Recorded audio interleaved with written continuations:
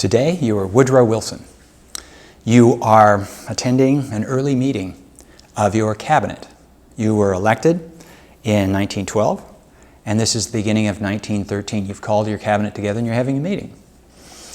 You are reminded that you are the first Democratic president in some while, and that your election owed in part to a division in the Republican Party.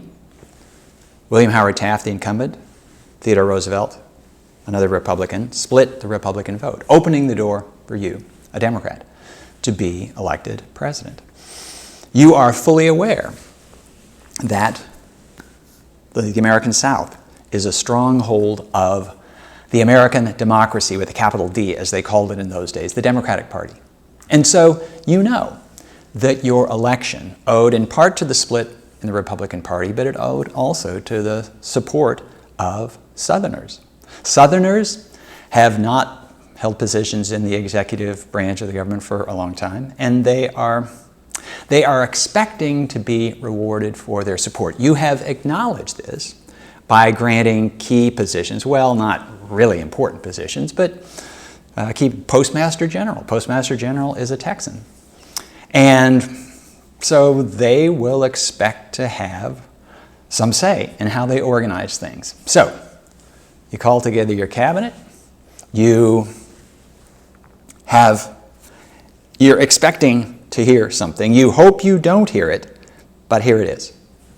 Your Postmaster General, a Texan, says that it is high time that the post office, at that point the largest employer of civilians in the federal government, the post office is going to segregate its workforce. As I say, this is something that didn't surprise you to hear coming, but it also didn't please you to hear it coming. Segregation has been an issue in the United States for, well, sort of since Reconstruction, the period after the Civil War. It took a while for the idea of segregation really to set in. The segregation, that is the separation of races, black and white, in the workforce, in schools, on transportation facilities, in hospitality, in restaurants and hotels and the like. So segregation got its start in the South in the 1870s and 1880s. In the 1890s, it got federal approval. More precisely, it got the approval of the Supreme Court in a landmark case, Plessy versus Ferguson, that articulated the doctrine of separate but equal. The 14th Amendment of the United States guarantees, or is said to guarantee, equal protection of the laws.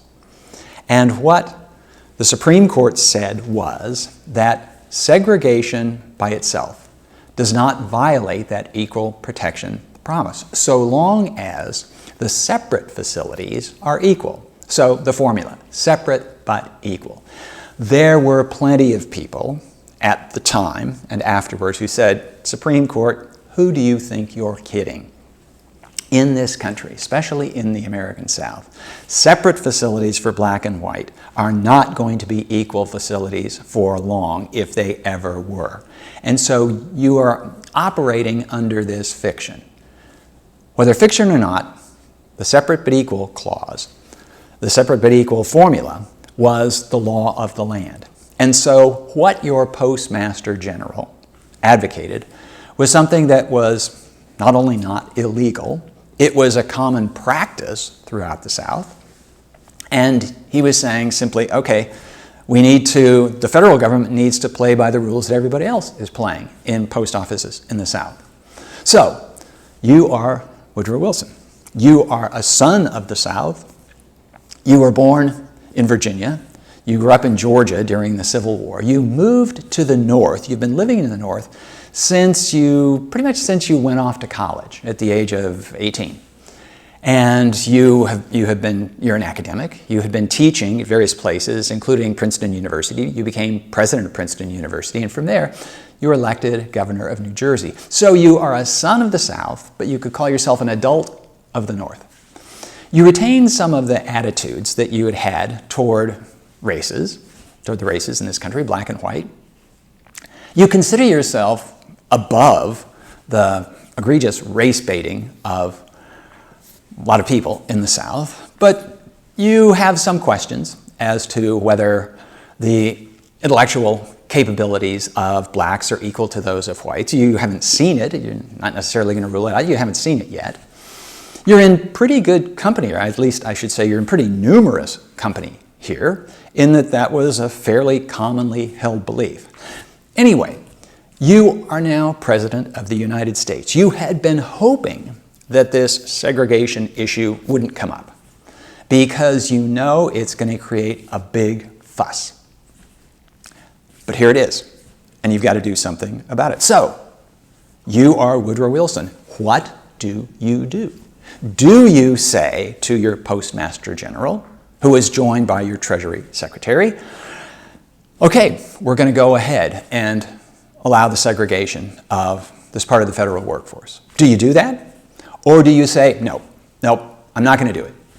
And you could say, I'm not going to do it on principle. When you were campaigning for president in 1912, you had said to representatives of the black race that you believed in a fair shake for everybody. You believe in equal treatment.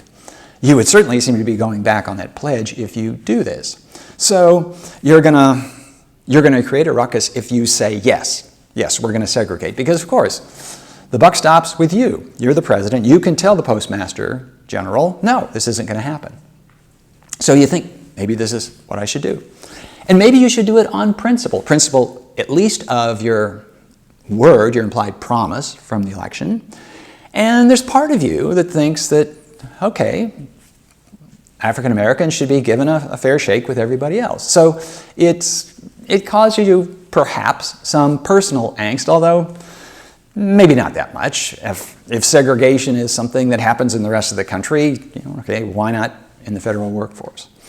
From a political perspective, here's where the problem arises. From a political perspective, you know you are going to outrage certain sections of the African American community.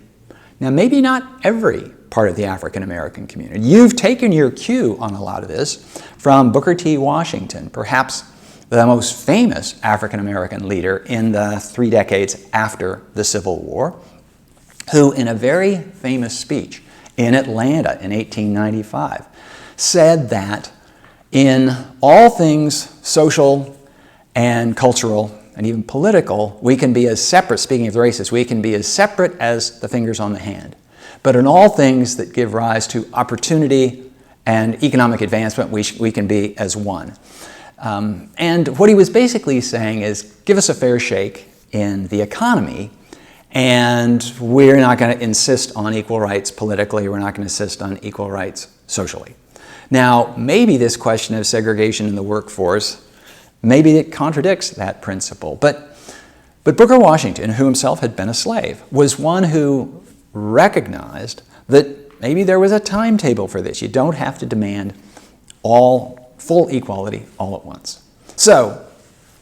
However, Booker Washington did not set the tone for everybody, especially for black intellectuals. A very contradictory position was taken out by W.E.B. Du Bois, who was a Northerner. He grew up in Massachusetts, never been a slave, and he advocated that black people should push for full equality as rapidly as possible. And anything short of that was a denial of their constitutional rights. And you, Woodrow Wilson, you know that this is exactly the position. You're going to be criticized for blocking if you allow segregation. On the other hand, you are this president who owes your position, at least in part, to Southerners in your party. Now, if it was simply a matter of past tense, you owe the position you got to Southerners in your party, you might basically say, well, tough luck, I'm now president, you're going to take orders from me. But you also have a progressive agenda. You've got an ambitious agenda. And you're going to need the support of your own party. And this is going to include the support of many Southerners to get your program through Congress. And so if you alienate the Southern wing of the party right at the outset, you'll probably not accomplish anything. And so here's another aspect of this calculation. Even if you are thinking primarily of the interests of black people in this country. You might very well think that, okay, the progressive goals that I have in mind, basically leveling the playing field between rich and poor, putting some kind of crimp on the ability of business to lord it over ordinary people. Your progressive agenda will be good for everybody, blacks as well as whites.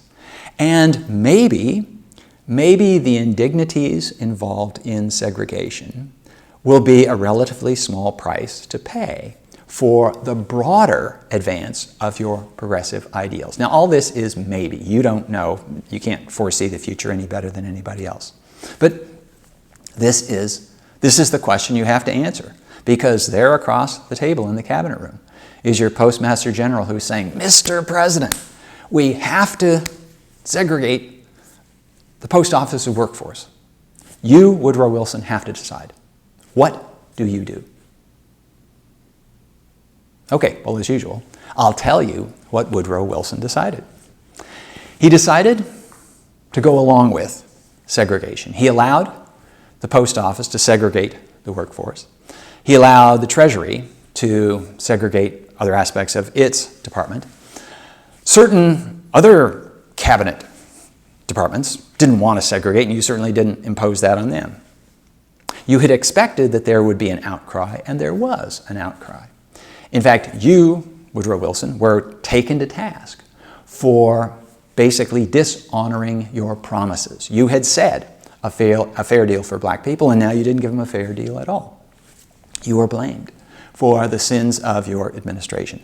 The segregation of the federal workforce takes place haltingly, and then when all this political storm blows up, it basically doesn't go any farther than that. So for the rest of your administration, the federal workforce is partly segregated, partly integrated. You suffer a big black eye as a result of this. African Americans, in some cases, lose their jobs. Now, some of the job loss is the ordinary turnover thing. Some of it's the fact that they got their jobs as appointees of Republicans, and now the Democrats are going to have to get their turn. And given the influence of the South in the Democratic Party, most of those appointments are going to be for white people, not for black people. So the things that you expected, the embarrassment that you expected as a result of your decision to go along with segregation, these come true. On the other hand, your first year, while all this is taking place, your first year is pretty successful in pushing your progressive reforms. And you're pretty sure that you could not have gotten those without at least the acquiescence of the southern wing of your own party. So the question is at this point, do you think it was worth it? We'll leave it at that.